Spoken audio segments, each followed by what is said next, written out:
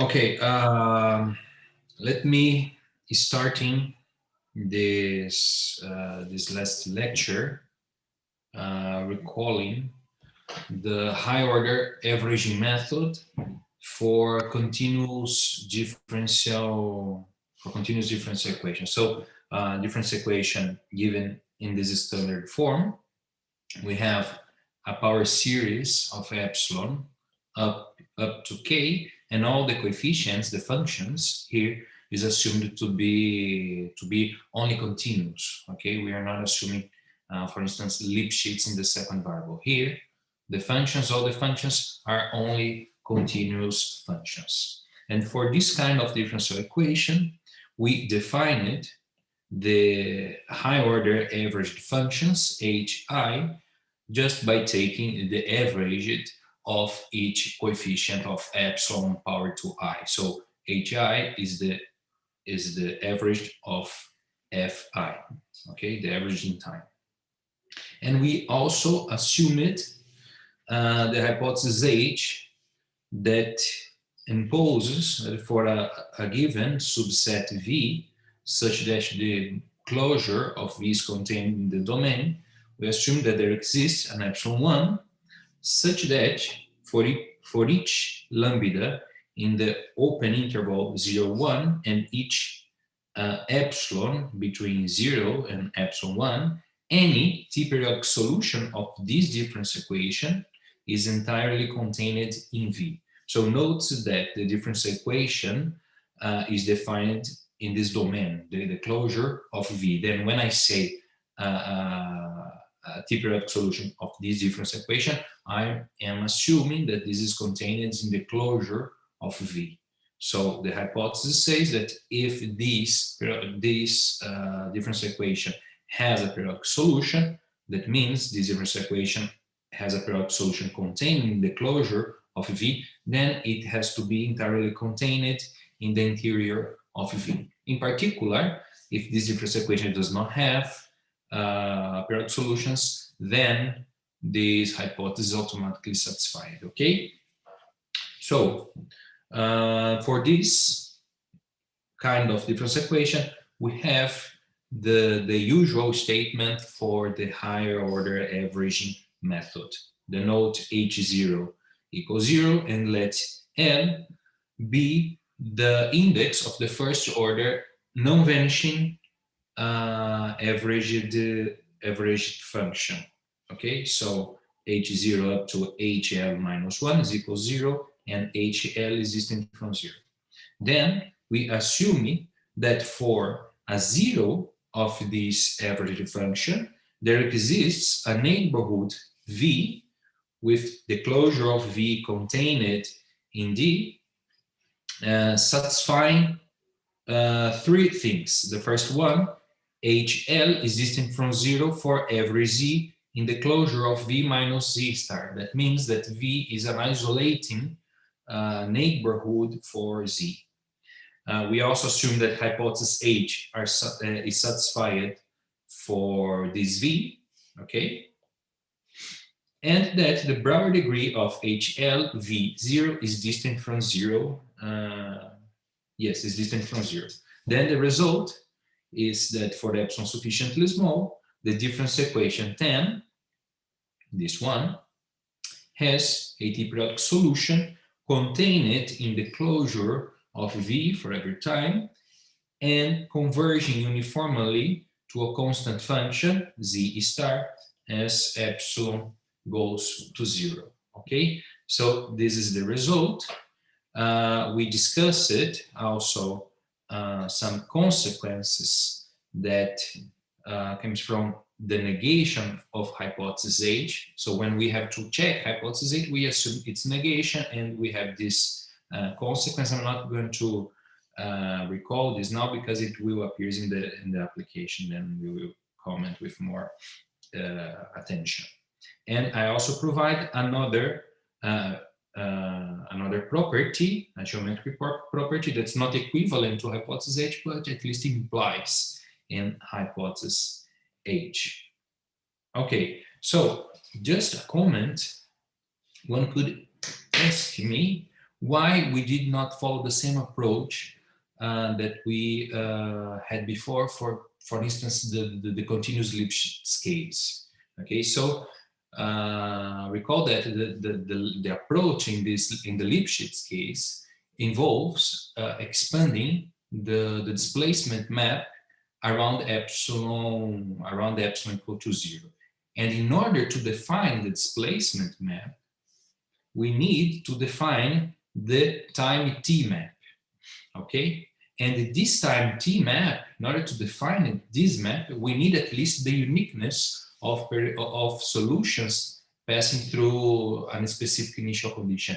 And since we are only assuming the continuity of our differential equation, we do not have guaranteed such property. Okay, so we cannot define the displacement function in order to expand the displacement function in power series of epsilon. So that's why we need to work with this other approach, that is the operator equation approach, just to complement what we discussed in the last lecture.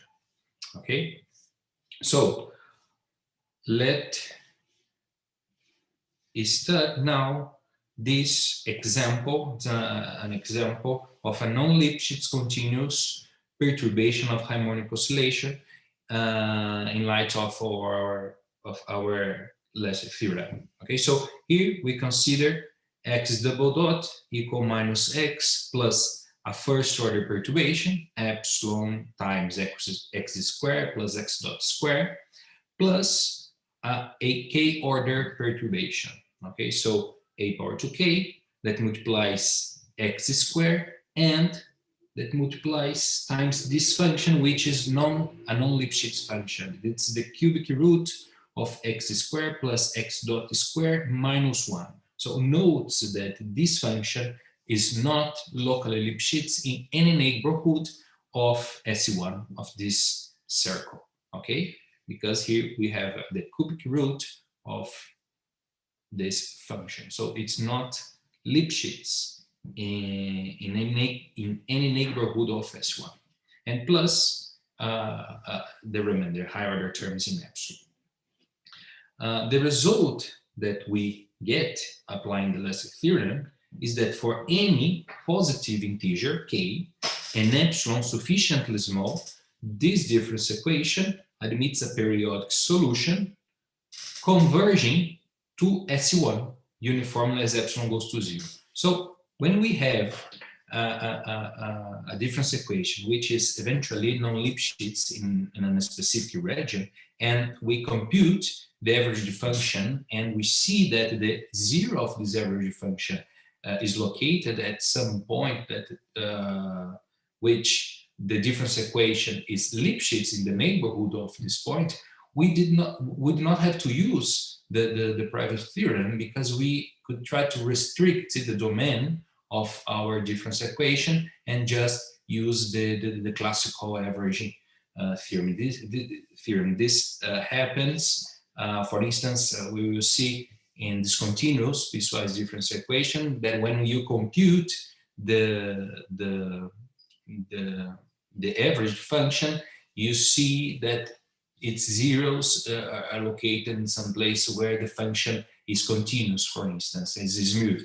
Then you do not have to use any stronger version of the averaging theory in order to detect the limit cycles in this case. However, here we will see that the 0 of the average function that we will compute here is located exactly where it's not Lipschitz. Then we cannot restrict our initial difference equation in order to work in a domain where everything works well. So here we need the last theorem in order to study product solutions for this difference equation. Okay, let's continue. So in order to study this difference equation, it's a perturbation of a harmonic oscillator. We have discussed the system several times here. Then the first thing we have to do is the first step, which consists in transforming this difference equation in the standard form for applying the averaging method. So we apply a polar change of coordinates, and we and we write the system in a system like this, where f theta r epsilon is equal this power series of epsilon. So here we have the sum for epsilon power to 0 until epsilon power to k minus 2. And here we have the term epsilon k epsilon power to k minus 1 times this function. So the non-Lipschitz part, this one, appears here in the transformed system. So here we have the cubic root of r squared minus 1. So for in any neighborhood of r equal 1, this function is not Lipschitz. Okay. So now what we have to do is compute the averaged functions, HIs. We see that when we integrate this function, okay, between 0 and 2 pi, because the period here is 2 pi, then this integral vanishes. So hi is equal to 0 for I between 1 and k minus 1. And when we compute the kth averaged function, since we have to integrate this function, this also vanishes, but here we have a sine square, and this does not vanish. And the average function of order k is given by this expression, r cubic root of r squared minus 1 divided by 2. So this is a non-Lipschitz function in a neighborhood of r equal 1. So here I'm drawing the graph of hk, and we see that hk has two zeros. The first one is r equals 0. It's not interesting for us because it's not in the domain. And the second 0 is 1, and that is the point where the function becomes vertical. Okay, so the integral here goes to infinity, so it's not Lipschitz in a neighborhood of 1. So in order to check the hypothesis of our averaging theorem in this context, the first thing we have to do is to compute the Brouwer degree of this function in a neighborhood of its zeros. Okay. In order to do that, we can use the homotopy property of the Brouwer degree. It's constant under some suitable assumptions during the deformation. Okay. So the idea here is to construct an homotopy between HR and the linear function R minus 1. That's the idea. So we can choose a nice domain here, for instance, 1 minus alpha and 1 plus alpha. This will be our V. Okay, and in this domain we can construct an homotopy between these two functions in order that during the deformation the unique zero of the function is 1. So we have ensured the hypothesis of the property, the invariance property of the Brouwer degree, in order that the Brouwer degree of this function coincides with the Brouwer degree of this function. This function is linear differentiable, and we can compute its Brouwer degree using the formula that I have provided in the last lecture. Okay, so we see that the Brouwer degree is equal to 1 distinct from 0. Okay, so it only remains now to check hypothesis H for this differential system. Okay, so in order to check this hypothesis, we assume that it does not hold. So we assume the negation of hypothesis H.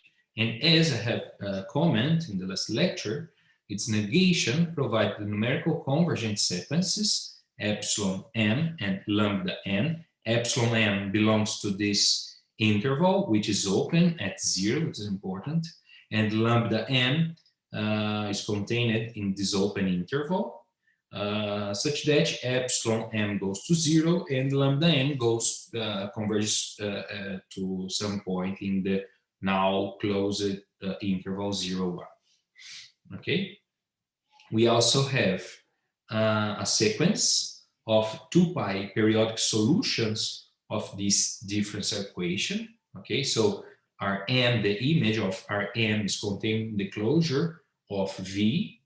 The derivative of Rm satisfies this differential equation, and for which there exists an instant belong to 0 to pi, such that Rm of this instant, theta m, belongs to the boundary of V. Okay, so that's the negation of hypothesis H.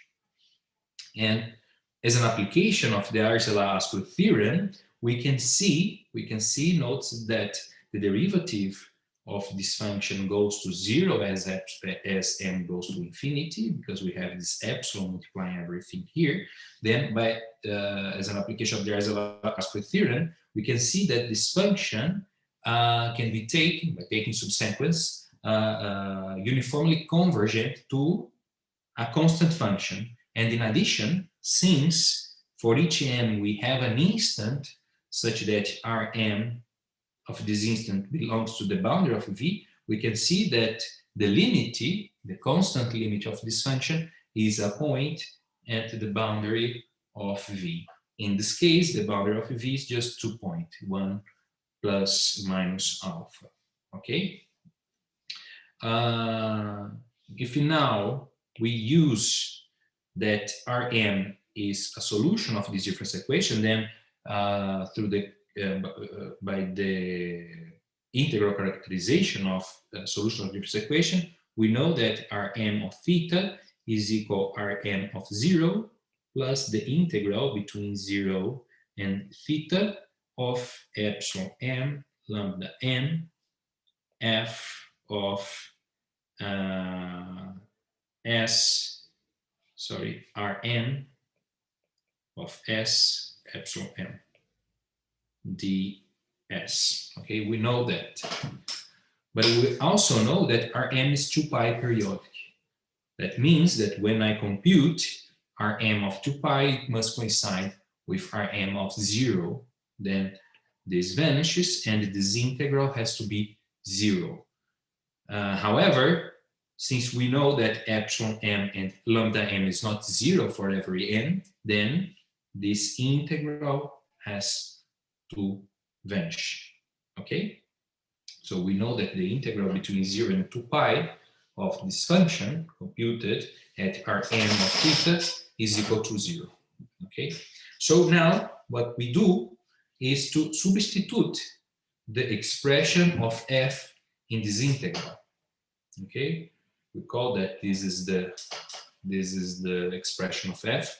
Careful here, because we know that if we integrate this term between 0 and 2 pi, this goes to 0. But notice that in this case, I'm assuming that r is constant.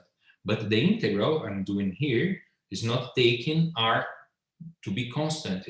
R is a function now. It's Rm of theta. So we do not have guaranteed that this integral is 0. Okay, so careful here by just taking this integral as equal to 0, because it's not. Well, the idea now is to compute this integral. We know that it's 0, the whole integral. Then I will isolate this integral here. Okay, I will isolate in the next page this integral. So that's what we have here. The integral between 0 and 2 pi of Rm of theta, cubic root of Rm of theta square minus 1 multiplied by sine square of theta is equal to this expression. So here we have 1 divided by epsilon m power to k minus 1 multiplied by this power series of epsilon. Okay, so the idea here is to see that the right-hand side of this relation goes to 0 as m goes to infinity. So here we have to be careful because, for instance, sorry,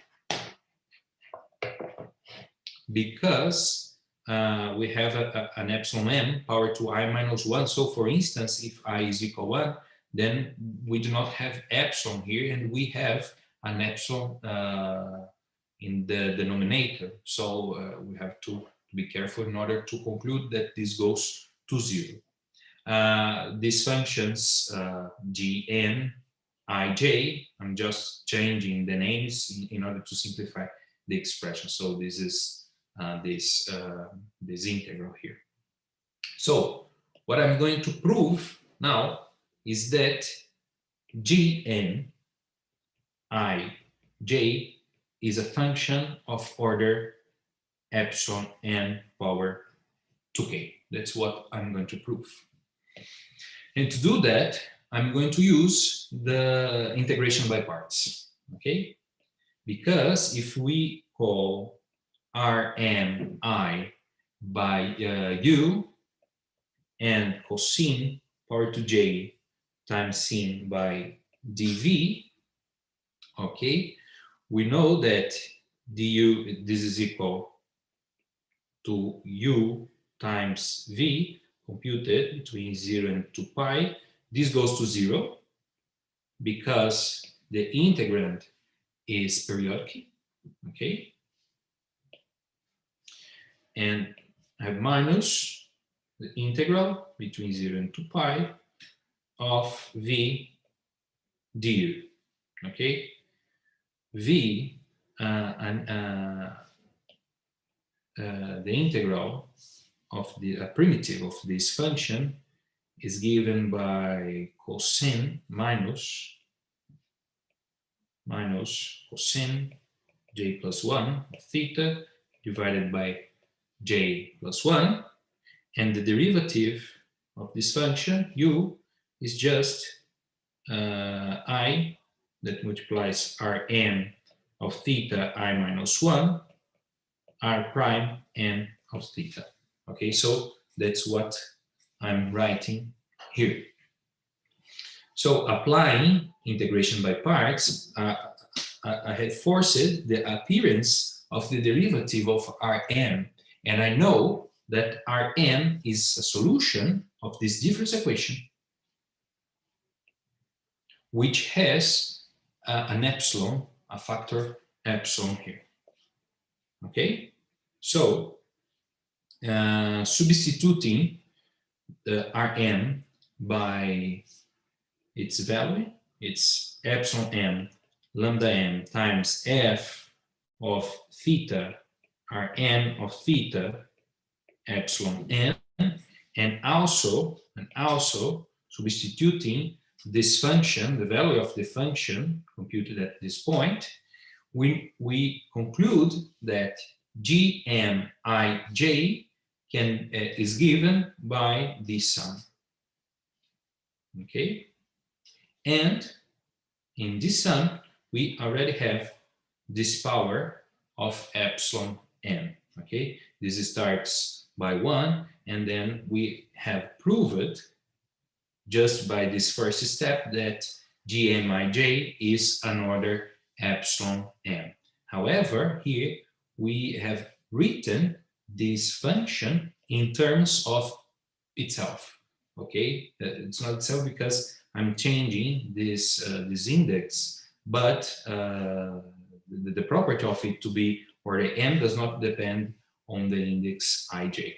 Okay, so we can repeat this procedure recursively in order to conclude that this function is an order epsilon m power 2k. Okay, we cannot improve this order because when I do the substitution of f, then we already have an order epsilon m power 2k. So this cannot be improved. Then I can just increase the order of gmij until epsilon m power 2k. Okay. Well, so let's see. We proved that this integral, when I substitute this information here, Una solicitude, this information here. Each one of these functions are power epsilon to k. This is the minimal exponent here. Since I'm dividing by epsilon k minus 1, what we get is another epsilon n. Okay? So this is what we get. So taking the limit here for epsilon going to infinity, we know that this function are uniformly convergent to a constant function R0.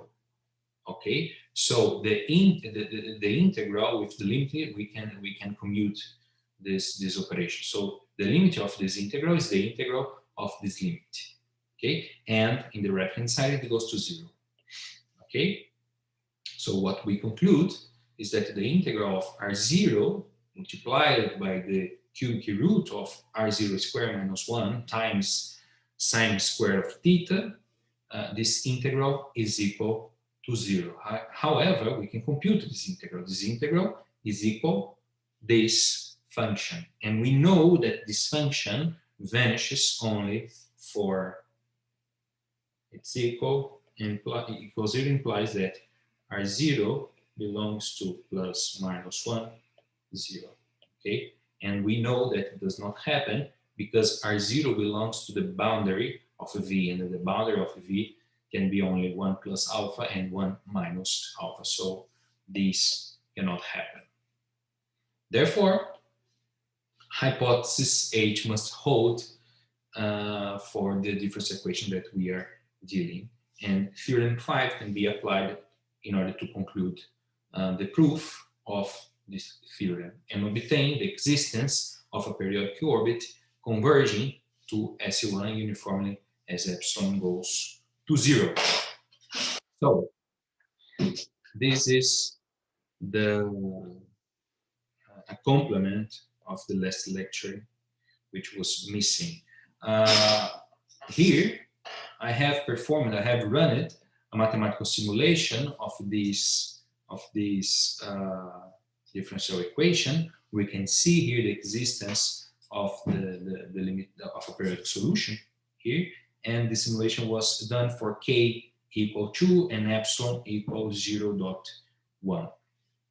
I also have simulated the displacement function varying k for several k's. Okay, so this first simulation is for k equal 1, and here we have epsilon equal 1 over 20, and here epsilon equal 1 over 100.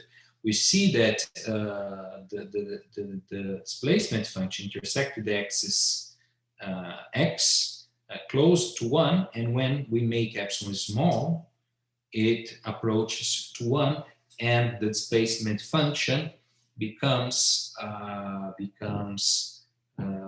vertical. The same happens for other values for k's. For k's, this is the same happening here. And in the last case, when I taking k equal 3 and epsilon equal 1 over 100, we start to get some numerical issues here. So we stop it. Well,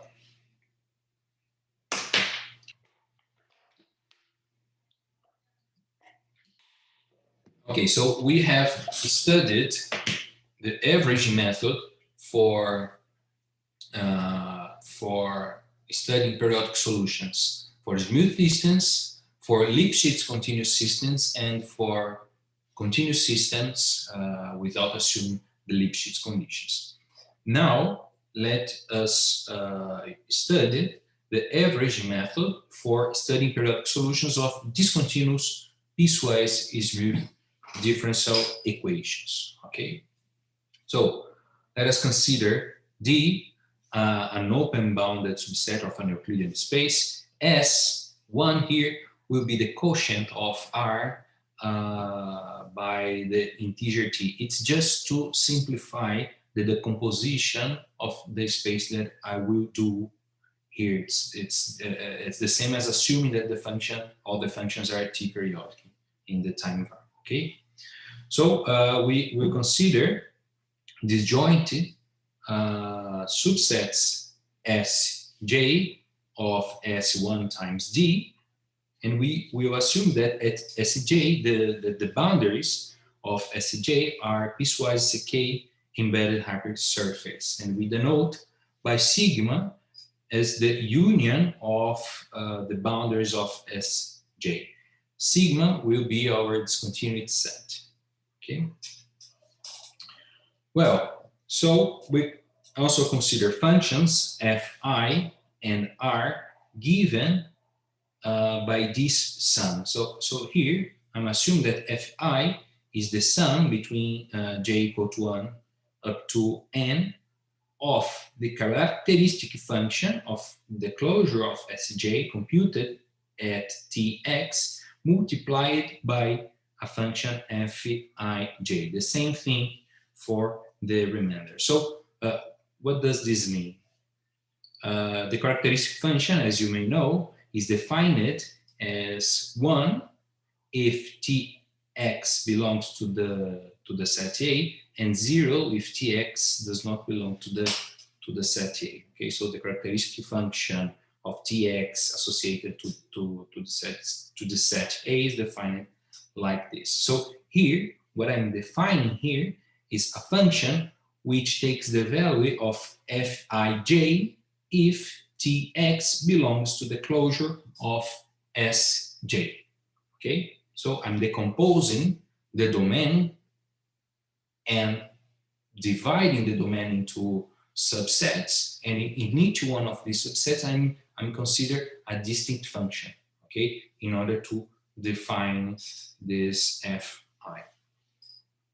So here all the functions Fij are T periodic in the variable T, and we will also assume that they are all smooth, sufficiently smooth, okay? We can also produce results in less regularity context, but here we will just assume that they are all smooth. And we will consider differential equations in this standard form, the same that we have considered before. The only difference here is that we are allowing the functions to be non-smooth. Okay, so for this standard form, we will assume the Lipschitz conditions. Okay, sorry, Lipschitz conditions, no, the Filipov conditions. So this is a Filipov system. Filipov system, which is just a piecewise smooth system plus Filipov's condition.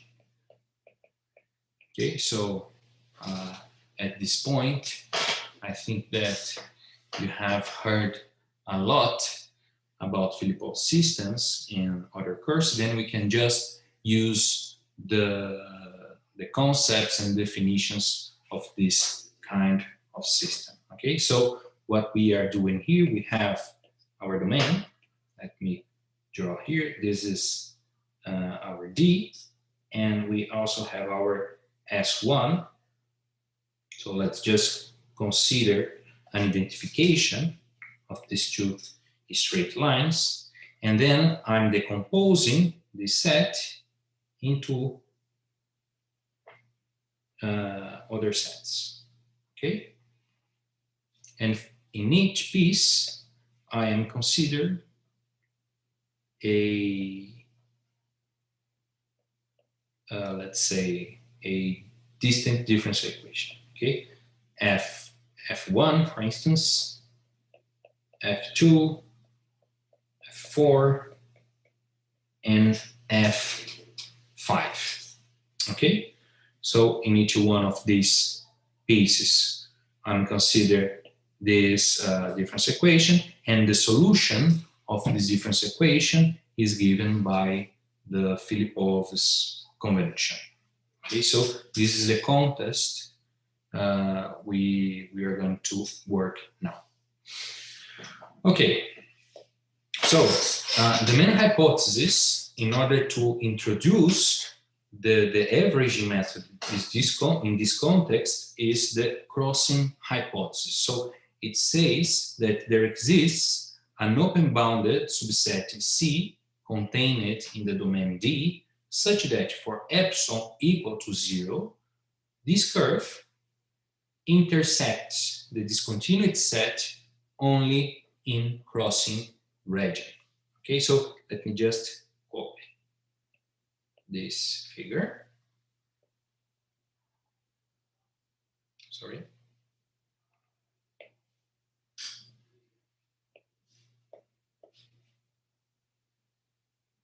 Let me paste it here. So I am assuming that there exists a region C here where the intersections of the constant curves with the discontinuity set, take at this point and this point, happens only at the crossing region. So here I'm assuming that all these points are crossing region for the unperturbed system. So note that this line, this straight line, is an orbit of the unperturbed system because the unperturbed system is x equal to 0. So the constant functions are the solutions of the system, and in order that, since this is the direction, okay, so in order that this intersection happens only at crossing regions, then we just have to assume that it does not, that the discontinuous set does not have something like this. Let me just draw here, for instance. At this point, this line wouldn't intersect the discontinuous set in a crossing region. Okay, so we couldn't have things like these two, because here we would have a sliding region. Okay, so we just have to assume that for a region of the initial conditions, the trajectories of the unperturbed system, that is, these lines, intersects transversely the discontinuity set, discontinuity manifold. Okay, so since the crossing region is a genetic property of our difference equation, when I take epsilon sufficiently small distant from 0, then this property still holds. That means that when for the initial conditions starting at C, and the solutions of the perturbed system for epsilon distant from 0 will still cross the discontinuity manifold only at crossing range, at crossing points. Okay, so in this case we can study these solutions just by taking composition of solutions of these new systems. Okay, so under this hypothesis, the first order averaging method says the following. So we define the first order average function. It's the same that we have defined before. F1 is just the integral between 0 t and the period of F1, and we have this first theorem. In addition to hypothesis, the crossing hypothesis, if Z star belonging to the set C, where the crossing hypothesis holds, then if Z is a simple 0 of 1, then for epsilon sufficiently small, the difference equation 1 admits a unique T-periodic solution converging to Z star as epsilon goes to 0. I'm not going to explain the proof of this theorem now because we will study a more general this in a more general context. Okay, so but the idea is simple. Okay, let's just draw what's happened in in this set. Okay, so this is the set. We know that every solution of the unperturbed system reaches the set of discontinuity only in crossing regions. Then this is the same will happen for solutions of the perturbed system. We start here, then we reach the discontinuity manifold in a crossing region. Then we can make the composition, and we can work just with the compositions until the period. Okay, so here we can define the displacement function of this differential equation. Okay, and then work with the expansion of this differential equation in power series of epsilon and define the bifurcation functions. And we see that the first order bifurcation function coincides with the average of F1. Okay, so this is the idea. We'll explore this idea in a more general context. Okay, so let's see an example. It's a discontinuous perturbation of the harmonic oscillator. Okay, this is the same.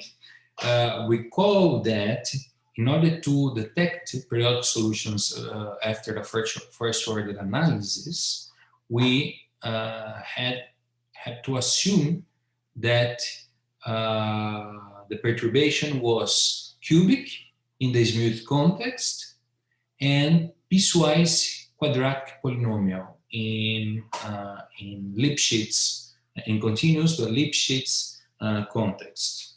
Okay, so here, if we allow discontinuities, then we will see that a periodic solution appears in a first order analysis, even if we assume that our perturbation is piecewise constant, is a piecewise constant function. Okay, so here, let's take G1 equal beta plus if y is positive, beta minus if y is negative.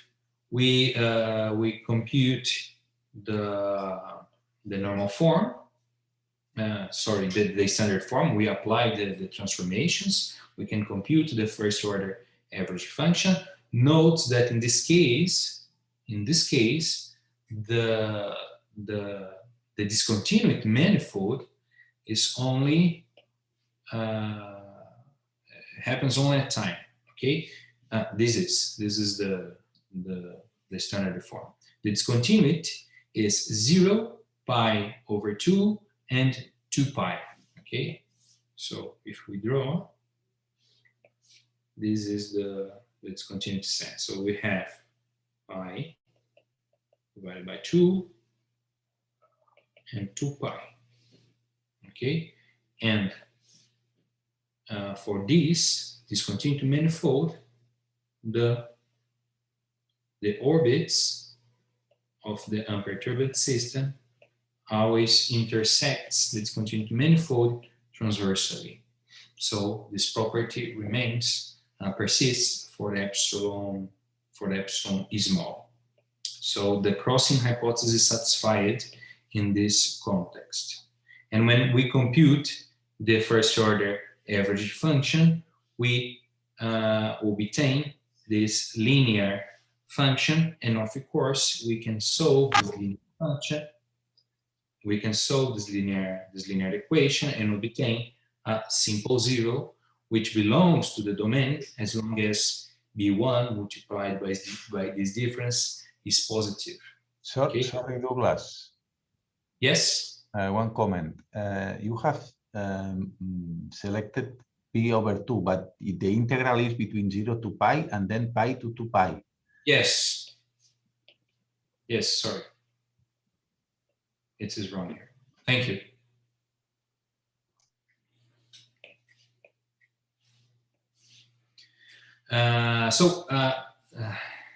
Here, applying the first order averaging method, we see a bifurcation that has been explored by John Torregrossa and also Thiago, which is the Hopf bifurcation, because we are breaking the fold-fold it's not the fold because there is a collapse of two singularities here, and then we are just breaking this point, and when we do that, it appears in this case an escape region, and it always appears a limit cycle bifurcating this point. In this case, the Hopf bifurcation parameter is this one, beta plus minus beta min minus. However, in our case, our distinguished parameter, the small parameters, is epsilon. Then fixing beta plus minus beta minus, we see the existence of a periodic solution converging to a circle of a specific radius. It's not close to zero when we vary epsilon. Of course, if we vary this parameter, this limit cycle will converge to the origin. However, fixing this parameter and varying the epsilon, our limit cycle converges to a circle with a given radius like this. Okay, so this is the Matemàtica simulation. Here we can see the fold points. I'm taking two very close points here and drawing the trajectories, the forward trajectories of those 2 points. Okay, so here we can see the non-uniqueness of solutions, of future solutions for points on this segment. Okay, and I'm also running the simulation for a point outside the region delimited by the limit cycle, and you see that this trajectory converges to this object. So we have a limit cycle here. Okay, just taking a smaller epsilon, we see that the limit cycle actually becomes closer and closer to the circles of a given radius. Okay. Well, so how about the second order averaging method? Recall that the second order average function was given by this expression, and we wonder if this function also controls the bifurcation of limit cycles in discontinuous systems. And we saw and we discovered that actually this function do not always control the bifurcation of limit cycles. We have to impose a new hypothesis in order to have that this second order averaging function control the limit cycles of the previous system that I have introduced. Okay, so the hypothesis is saying that this vector 0 y1tz, we call that y1tz is just this expression. Okay, so this vector has to belong to the tangent space of the discontinuity manifold at the point tz. Okay, tz, it must happen for every t in sigma in order to this theorem holds. Okay, so if this hypothesis is true, then simple zeros of F2 provides the existence of the periodic solutions converging to Z star as epsilon goes to 0. Okay, this can be seen as a strange hypothesis, but it's actually providing that this function is actually the bifurcation function for this case, provided that a condition between the perturbation, because y1 depends on the perturbation, and it provides a relationship between the perturbations and the geometry of the discontinuity manifold. Okay, so this property has to be satisfied in order that F2 controls the bifurcation of periodic solutions for these systems. Let me just comment here that this property always hold in some very very explored case in the literature. Usually when we are working, at least 7 years ago, when we are working with piecewise smooth difference equation, we assume that the set of discontinuities are, for instance, lines. For planar case, the set of discontinuities are usually assumed to be lines or rays crossing the origin, right? We usually do that. We consider piecewise linear differential, piecewise differential system where we have a line, for instance, passing through the origin as the set of discontinuity.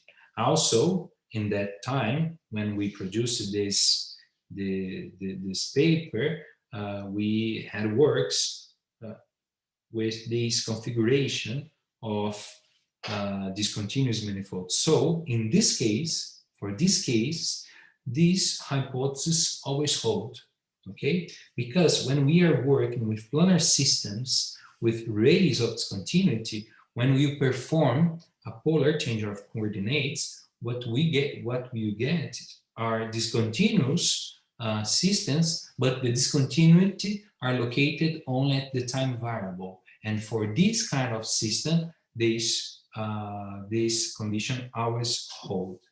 And why that's true? Let's see. Consider here the time variable and assume that the discontinuity are given by are given only at the time t. So we do not have any anything like this that varies also with the spatial variable. In this case, if we consider a point at the discontinuity set, since it's a straight line, the tangent space of this discontinuity set is the line, is the space itself, okay? Of course, we have to translate it to the origin, but this is the, if this is P, no, let me just take T and X. This is T and this is X.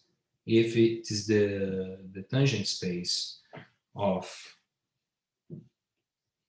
the discontinuity manifold at Tx, then this vector always belongs to the tangent space because this vector always has zero in the first entries. So this vector is something like that. Okay, this is the vector 0, y1, t, z. Of course, we have to see the origin of our space at this point. Okay, so in this situation, this hypothesis always hold. Okay, this situation when we transform our system and the transformed system has discontinuity only at the time variable, then hypothesis HV2, that as we call it in 15, always hold. Then the second order averaging method can be applied. And actually, in this hypothesis, any order of the averaging method can be applied. Okay, I will comment in a few minutes the high order version. Okay, just to comment an application of the second order averaging method. Douglas, would you like to be a break or after this example, or what do you think? I think that we could have a break after the example. Perfect. Is that okay? Yeah, perfect. Okay, so before the break, let me just comment this example.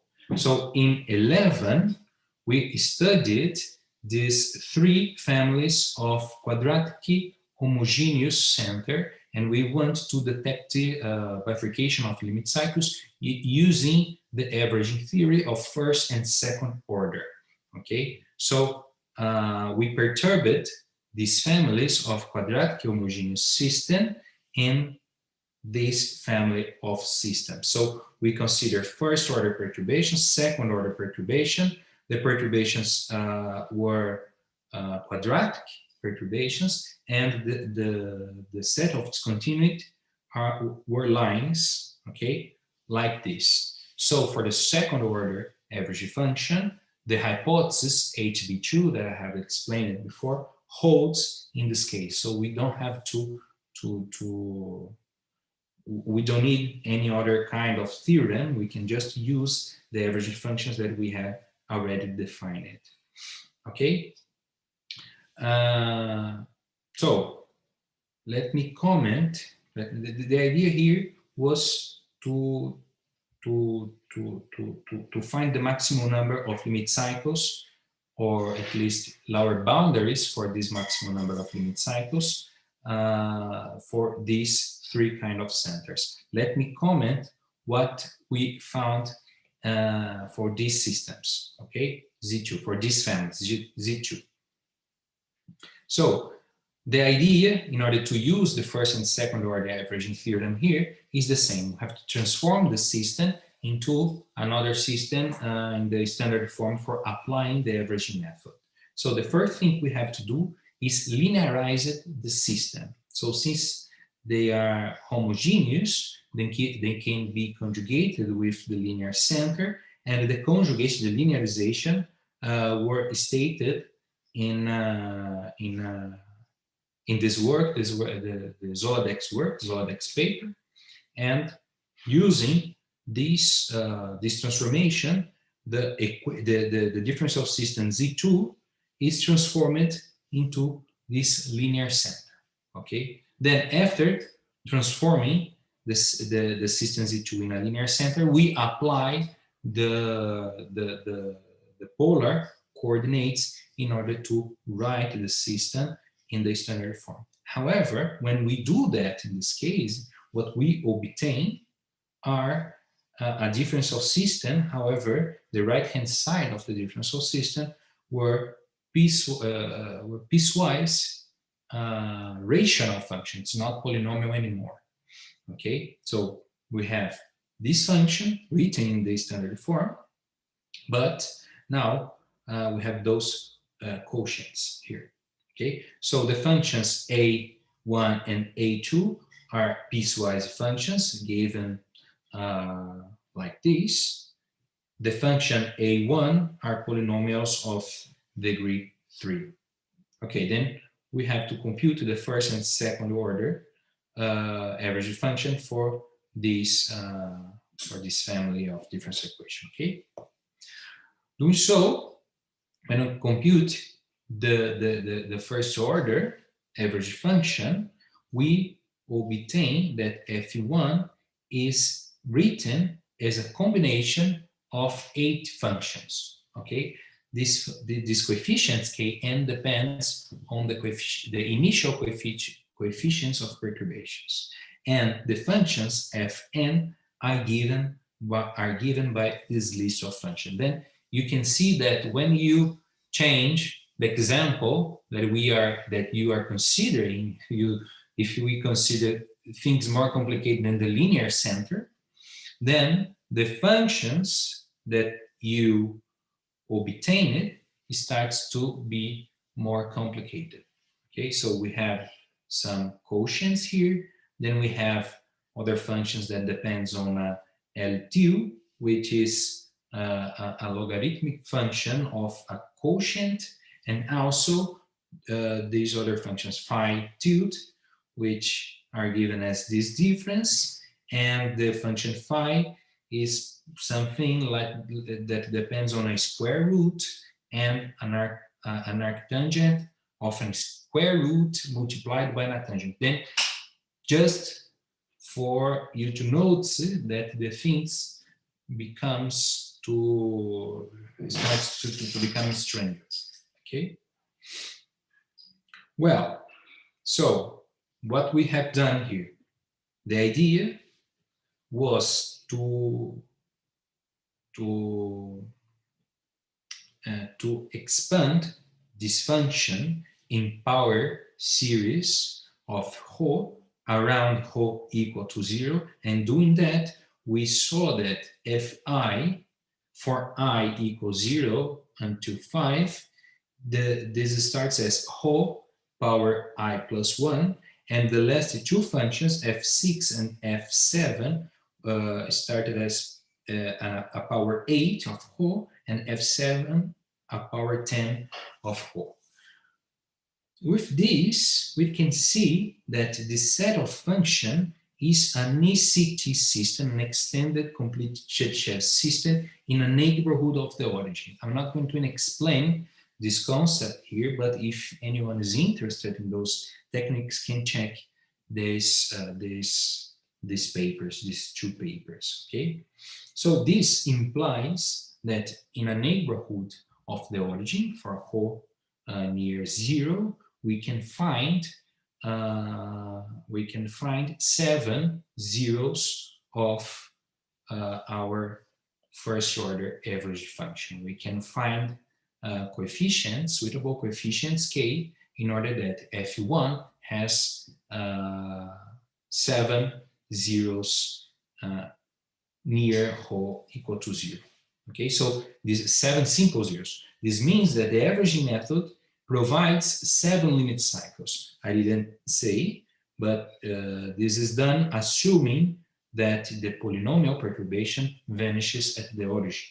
So now performing a Hopf bifurcation here, just adding the constant term of the perturbation, we get another limit cycle. This is something that João Torregrossa has already explored in his talk. Okay, so averaging method plus Hopf bifurcation provides 8 limit cycles in a first order analysis. Then, after that, we pass to a second order analysis. And in order to do that, we have to assume minimal conditions in order to ensure that the first order averaging function vanishes. Notice that since we have that the first order average function is given by this sum, this function is identically 0 if and only if all these coefficients are 0. So here are the minimal conditions in order to f1 to be identically 0. Okay, that's what I'm saying here. So assuming conditions on the perturbation in order that f1 is equal to 0, we compute the second order average function. Okay. In this case, the second order average function can be decomposed into integral. Okay. The first one can be computed in a very similar way than the first order average function, but the second part of this integral is more complicated and actually can't be computed explicitly because we have to compute the derivative of a quotient and multiply this derivative by the integral. Okay, here we do not have 2π, here it's a function. Okay, and multiply this by this integral. Then the denominator is 1 plus r cosine theta square of the sum, and the numerator appears functions like this. In particular, so we have r theta cosine sin lambda. Lambda is this logarithmic function, and in particular, when we have to integrate this phi, we cannot do. Okay, we cannot compute this integral. Okay, so unfortunately, this part of the function f2 cannot be explicitly computed. So that's what I was talking, and also Joan has also commented this, that although we have a nice formula for computing all the average functions, when you are working with explicit vector fields and difference equation, it's a hard thing to do, to compute this integral, depending on the case that you are working. For instance, in this case, in order 2, homogeneous centers of order 2, we cannot compute this integral. Okay, so we have to work with this function without computing the integral explicitly. So the idea here, and it was enough for our purpose, was to expand, before computing the integral, expand the integrand in Taylor series of R in this case. And then we computed the integral, okay? When we did that, we conclude that F2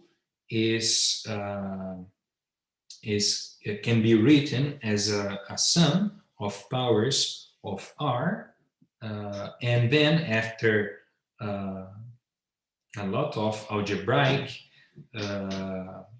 manipulation and also using the Poincaré-Miranda theorem, we were able to find a transformation in the coefficients such that F2 can be written like this. Okay, so we transform the parameters Fi into parameters Di, and we see that these parameters Gi depends on the initial parameters of perturbations in a surjective way. Okay, that means that if I change the original parameters, then these new parameters change surjectively in a neighborhood, we write surjectively in a neighborhood of the origin of R60.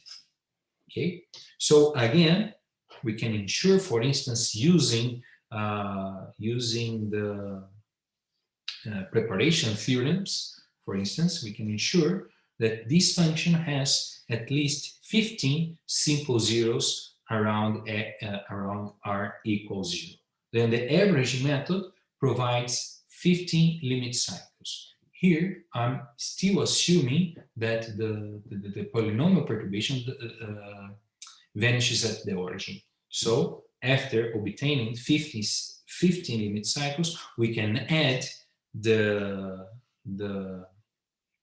independent coefficient and obtain an additional limit cycle through a pseudo-Hopf bifurcation. Then we obtained a quadratic system with 16 limit cycles. And I think that it's still the best lower bound so far for the number of limit cycles in quadratic piecewise system with two zones separated by a straight line.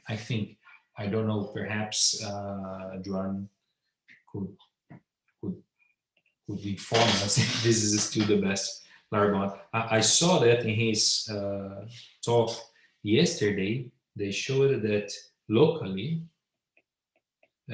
we get at least 13 limit cycles bifurcating from a weak foci. And this is greater because we are studying limit cycles bifurcating from the periodanus. Okay, so I think that we can stop here and return in 10 minutes.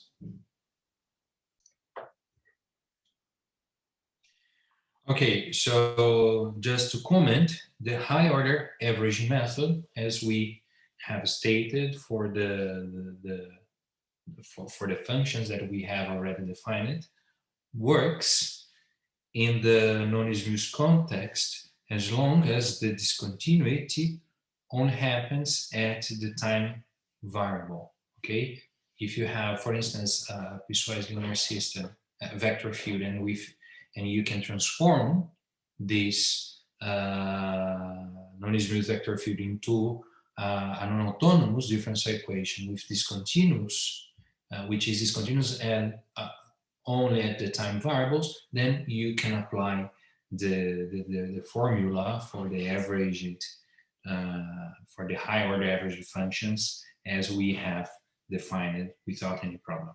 Okay, you can compute and it will controls the bifurcation of periodic solutions. But what happens in a more general case? What happens, for instance, in the second order bifurcation when the hypothesis 8b2 that I have talked about does not hold?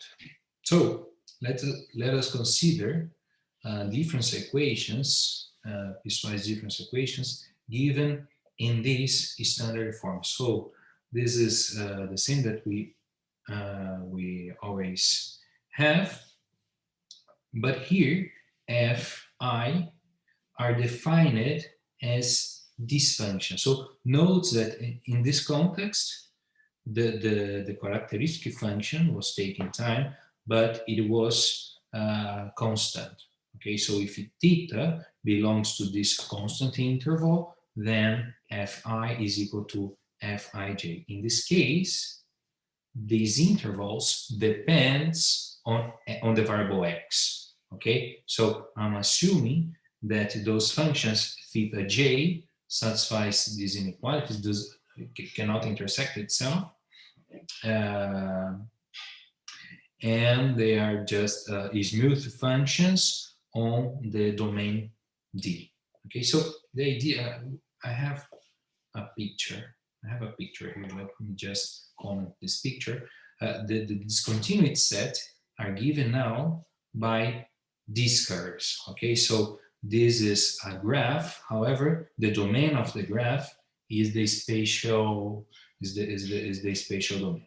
Okay, so this is saying how the time varies with the spatial variable. Then I'm defining the discontinuity manifold by these graphs. Okay, and again, in each one of these sectors, in each one of these spaces, I'm defining a specific equation, Fij.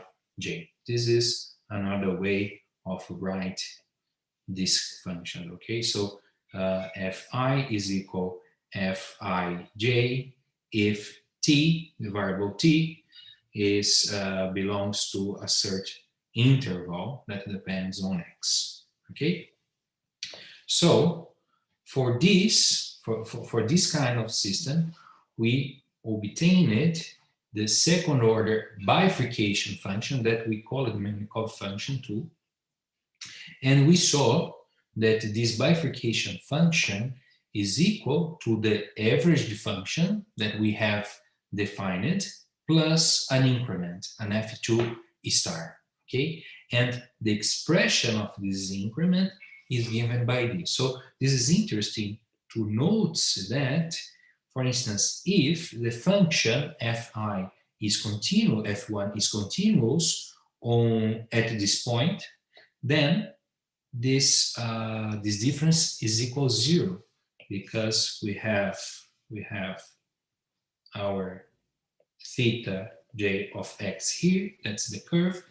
At this side we have f1 j minus 1, and at this side we have f1 j. Okay, so if at some region the function f1 is continuous, then this difference vanishes. Okay, so also this increment vanishes. Okay, so this increment depends on what we call it by jump of discontinuity.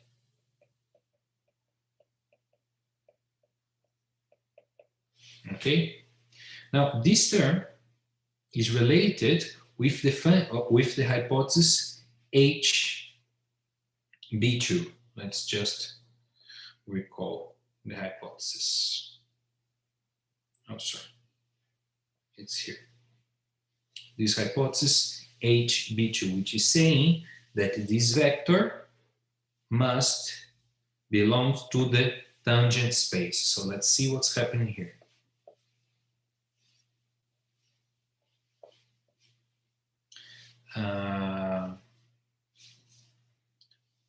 Note that this integral is y1 computed at theta jx x, and this point is a point of the discontinuity manifold. Okay, and this theta gives the discontinuity manifold locally at least as an inverse image of 0. Actually, x t minus theta j of x minus 1 of 0 is contained in our discontinuity manifold. Okay, then this derivative is in some way defining the tangent space of the discontinuity manifold, because if we call this function by, I don't know, a tj of tx, then the discontinuity manifold, the tangent space of the discontinuity manifold, is just the kernel of the gradient of tj. Okay, so saying that this product vanishes is equivalent to say that hypothesis 8b2 holds, because hypothesis 8b2 is telling us that this vector ytz belongs to the tangent space of tz of the discontinuity set. And this is equivalent to say that this product is equal to 0. So this hypothesis implies that F2 star vanishes. Okay, so in this case, we do not have any increment, and the bifurcation function of order 2 is just the average function of order 2. Okay, so for this bifurcation function, we have the usual theorem. If we have a simple 0 of M2, then the differential equation 11 has a typical solution converging to this 0. Okay, so in order to prove this theorem, what we have to do is study the trajectory of the Filipov system. Okay, so this is just a representation of the Filipov system, and the solution of the Filipov system is given as the concatenation of solutions of several differential equations. Okay, so here, for instance, in this zone, we have F0, then here we have F1, Fj minus 1, Fj, and so on. Here we have Fn minus 1 and Fn.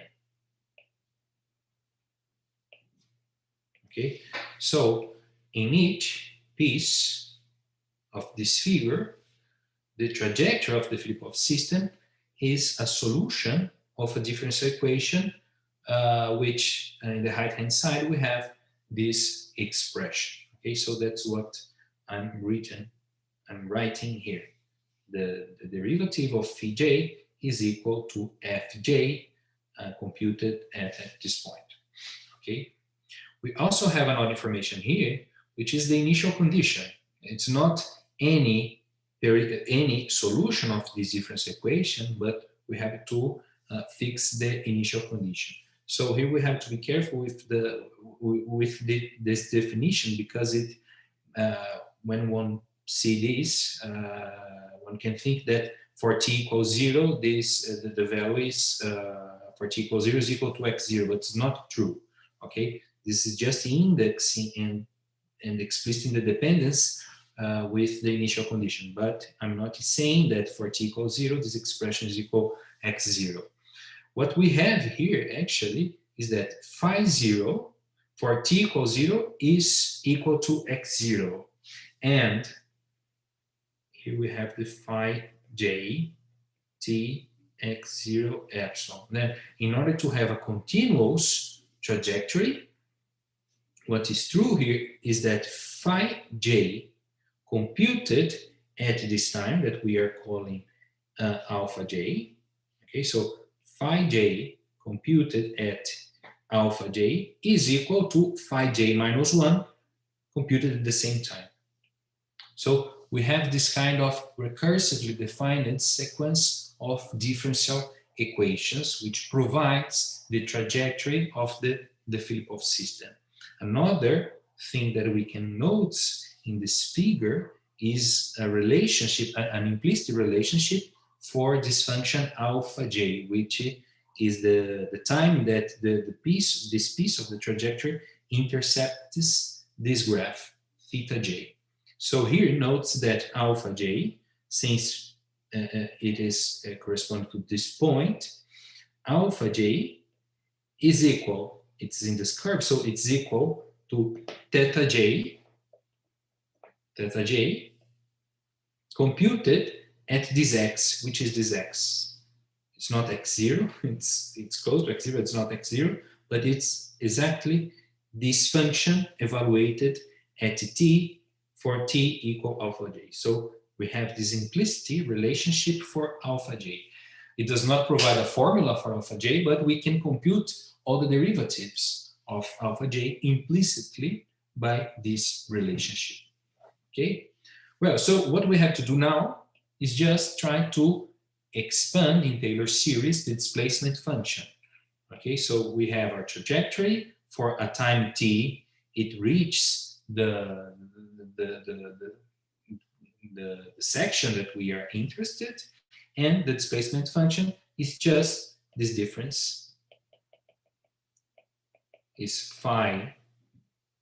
Note that phi t for t equal capital T is phi n.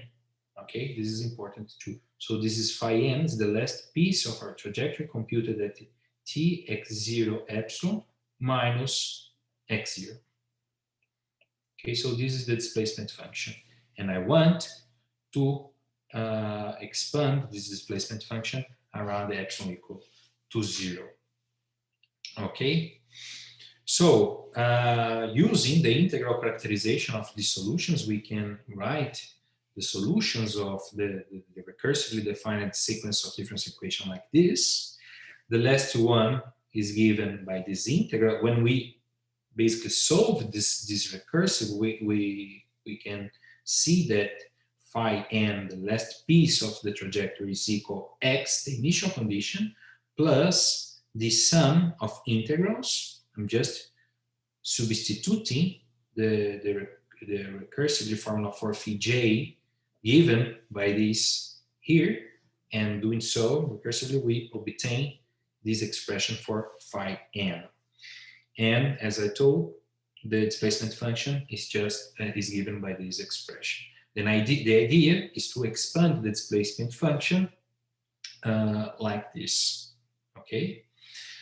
Well, since we know that the displacement function is this difference, which is equal to the sum, what we have to do is expand this integral now around epsilon equal to 0. Here notes the difference between this case and the case when the discontinuity happens only at the time variable. If the discontinuity happens only at the time variable, then this extrema, the extrema of the integral does not vary according to epsilon. Okay, it's always constant. Then we only have to expand this function. That is exactly what we have done in the smooth case. Okay, so that's why in this case of constant of discontinuity only at the time variable, that's why in this case the bifurcation functions coincides with the average function that we have already defined. In this case, we have to be careful. So the first thing we do is to expand this integral. It only varies the upper extrema here. This is the first piece of this integral. When we do, we just use for instance, the Leibniz rule for integrating derivative here, and we get the first order here and the second order. Note that in the first order, we do not have the derivative of the function alpha does not appear here. It's just the integrate between 0 and theta 1 of our of f1. So that's why the first order average method always coincides for any kind of piecewise differential system, because the dependence of the geometry of the discontinuity manifold does not appear in the first order. Okay, it only appears after the second order. Note that here is the term is a term corresponding to the average function that we already have. If you look at the formula of F2, you see the derivative of the vector field multiplied by y1, which is exactly the derivative in epsilon of the solution, plus the second order term of perturbation. So this term is new here, and it only appears after the second order. Okay, the same can be done.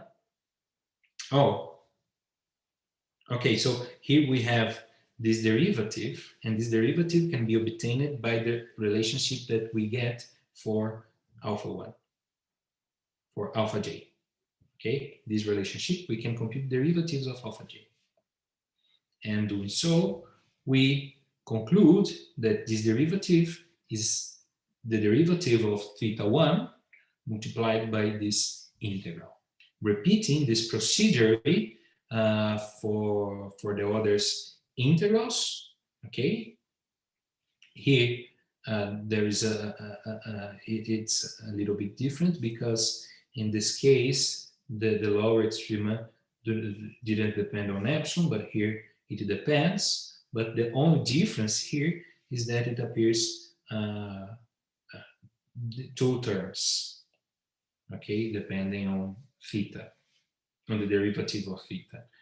When we put everything together, what we obtain is exactly this expression for M1 and M2, where F2 star is given by this expression. Okay? So an application, okay, so not application, but this result, this second order result, was extended for high order bifurcation functions. We obtained all those expressions in this work, and in this work we studied bifurcation of limit cycles in piecewise linear system with two zones divided by an algebraic curve. Okay, so let me just comment this result. It's interesting because it's an application of the previous averaging theorem. So Hn here for us denote the maximum number of limit cycles that planar piecewise linear systems with two zones separated by this curve can have. Okay, so n here is the degree of the curve of separation, the discontinuity manifold. And in order to study lower bounds for this number, we consider the perturbations of linear centers. Okay, and I'm commenting some previous results on this about this problem. However, it's resumed. Sorry, it's summarized in this table. Okay, so for n equal 1, it's just a line of discontinuity. It's a work of Joan and Claudius, Claudio Buzzi e Claudio Pessoa, applying averaging theory or something similar. They obtained 1, 0 of the first order bifurcation function, 1, 0 of the second order, 2 for the third order, and 3 after the fourth order up to order 7. Okay, so ML here denotes exactly the number of zeros that the average function of order L has when this is the first or the first non-vanishing average function. Okay, so this is the program that I have explained. We computed the first one, assume conditions on the perturbations in order that the first one is identically 0, then we compute the second one. And we, in this process, we will study the maximum number of zeros that each one of these functions has. So this table is summarizing this result. So for a parabolic curve of discontinuity, we had 3 limit cycles before the work 1, and for a cubic, we already have 3 and 7 limit cycles, 7 limit cycles in a second order analysis. For n greater or equal than 4, we didn't have any information about that. So in this paper, using this higher order bifurcation functions, we were able to more or less complete this table. Okay, so we provided results, and the interesting thing that we have to check here, to see and to note in this table is this last column, because these numbers actually provides lower bounds for Hn. Okay, so when we have a parabola of discontinuity, we have 4 limit cycles, and these 4 limit cycles can be observed in a second order analysis. Okay, and it keeps 4 until a 60 order analysis. For a cubic curve of discontinuity, we have 8 limit cycles, at least 8 limit cycles. Okay, and it was 7 until order 5, and in order 6 we were able to improve this number. For any greater than 4 even, we have 7. It's still persists the same number as the second order analysis, and for any odd and greater than 5, we obtained 9 limit cycles, and these 9 limit cycles appears in order 6. Okay, well, I think that I have 15 minutes, and let me just comment, and I'll comment, some results will not appear here, some other problems that can be approached by averaging method. Okay, so the first problem that I would like to show here is the bifurcation of periodic solutions, but now from families of periodic solutions. Okay, in this situation, what we have is that the unperturbed system is not the trivial one as we had in our standard form.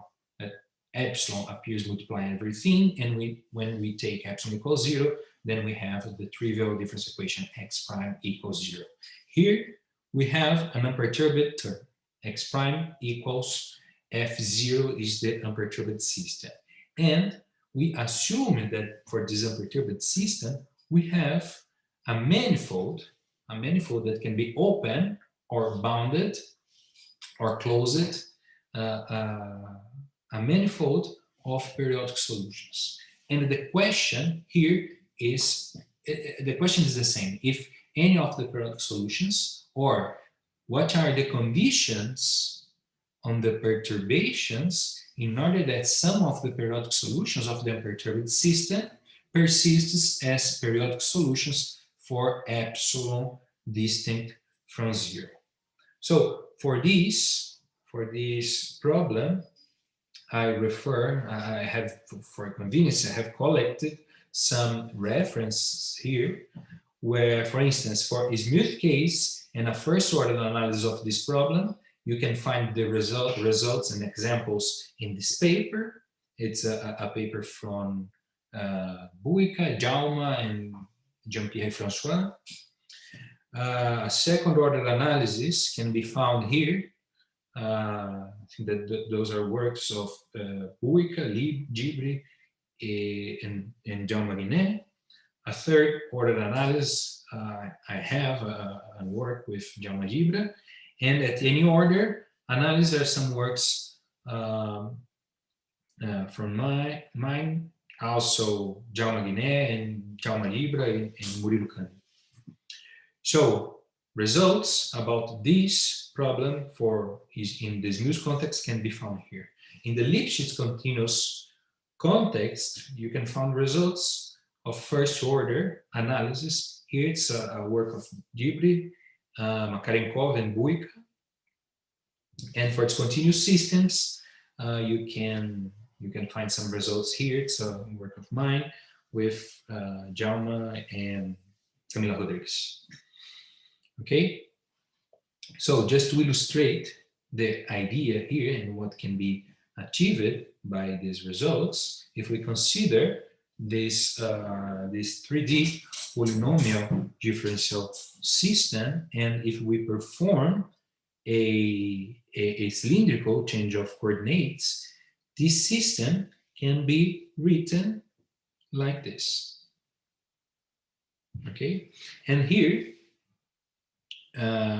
for theta dot, the derivative of theta, we see that it starts with 1, and we have epsilon that multiplies something here. So the same thing that we have done in the second lecture of this course, we can, since it's distant from 0 for epsilon sufficiently small in a controlled domain, of course, and we have to attain in a compact set, we can take theta as the new independent variable. So this differential equation can be studied in terms of this differential equation. And you see that for this differential equation, we have a non-trivial unperturbed system, because for epsilon equals 0, we have dr d theta equals 0, but z d theta is equal to z. The perturbations here are given by these functions. Okay, so when we see when we study the unperturbed system, we see that it's not right, it's the solution of the unperturbed system is given by this.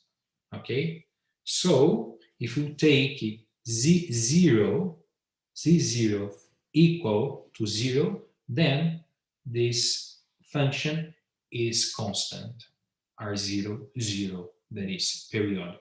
So for this, if we consider this manifold, this is a manifold of periodic solutions, actually a manifold of initial condition that provides periodic solutions of this differential equation. Then we can use the results of the previous works that I have showed in order to obtain this proposition, for instance. So we can ensure that for epsilon positive sufficiently small, this differential equation and consequently this vector field has a periodic solution satisfying this property. Sorry, Douglas, this t is the time or is the angle here? Here's the time. Here's the time. We come back with the transformation. Thanks. Okay, so this is the just a comment and an example of this problem, and let me show you another problem, but now relating bifurcation of invariant tori using the averaging method. So all the objects that we have found here are invariant objects because are periodic solutions, but it's as a manifold, it has dimension 1. Then we wanted to pass to invariant manifolds, the existence of invariant manifolds, but with higher dimensions, in this case dimension 2.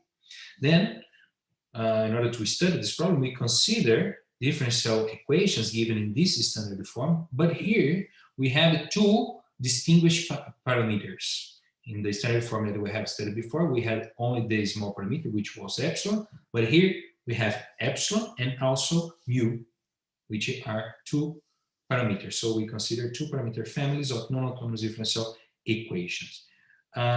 This is written in the standard form according to epsilon. Then we can compute all the average functions here. Okay, I assume that it's smooth and all the good properties. Okay, so if L is the index of the first non-vanishing averaged function, we can consider the truncated averaged system. Okay, this is GL, but it's also, we have seen, FL x mu divided by T. Okay, And the result in 9 is more completed and stronger than the one I'm going to state here. But just the simple result that we have in this situation is that if this truncated average system undergoes a Hopf bifurcation, and by Hopf bifurcation, I'm talking about when I consider the parameter mu. Okay, then we change the parameter mu, and when mu passes through a critical value, mu star, for instance, then the system, the truncated average system, undergoes a Hopf bifurcation. So here we have to compute the Lyapunov constant. We have to all the things that we have to do when we want to check if this system, autonomous system, undergoes a Hopf bifurcation. Okay, but if it happens, then this system undergoes a torus bifurcation. So the bifurcation of a limit cycle from the origin, the bifurcation of a limit cycles from some point, from some Hopf point of this system provides the bifurcation of an invariant torus of this system around a periodic solution. Okay, and this is the simple result that I can state here. We can use also in 9, it is explained, but we can use also the high order terms. It's also the high order averaging, but we can also use, for instance, the orders greater than L unto K in order to improve this result. Eventually, we do not have a Hopf bifurcation for this system, but if you add a perturbation, then we get a Hopf bifurcation. We can do that, and it still concludes the existence of invariant tori for the system 27. So we applied this theorem for the Rosler system. I'm not going to explain the details of this application because we do not have time, but we were able to prove the conditions on the parameters of the Rosler system such that we get the existence of an invariant tori for this vector field. So this is explained here, and in the statement 2 we get the existence of a unique invariant torus bifurcating from a periodic orbit. Then we can control the stability of the periodic orbit, the stability of the torus, etc. Here is just some mathematical simulation of this torus for some concrete values of the parameters. Okay, L1 is the Lyapunov coefficient here that has to be distinct from 0 in order to guarantee a Hopf bifurcation. And I'm drawing here the Poincare map, okay, of the Rosler system. And this invariant curve in the Poincare map corresponds to an invariant torus of the vector field. This is just another example for some concrete values of the parameters. We also have the existence of an invariant torus here. Okay, so I think that is what I want to explain for you. I hope that you all enjoyed this lecture. Thank you very much. Thank you very much, Douglas. There is some question in the audience. There is someone who is interested to ask Douglas. I only said that I like very much this result about invariant tori. We are still working on results like that. We are trying to improve these results because here we need this Hopf bifurcation, but I think that it's not needed, a Hopf bifurcation. But the proof that we have on here involves to detect a Mark-Sacker bifurcation in the Poincare map.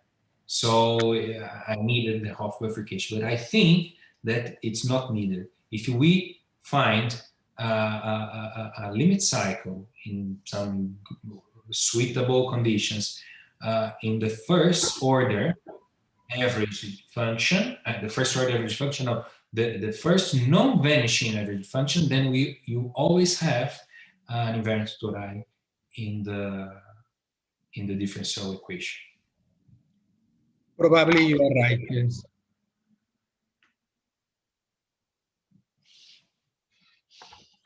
More questions?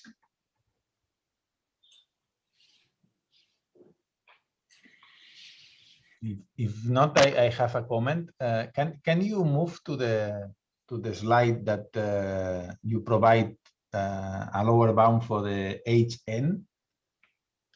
Yes. In the linear versus linear. This is the n for you means the degree of the separation curve, or just the n for x to power n?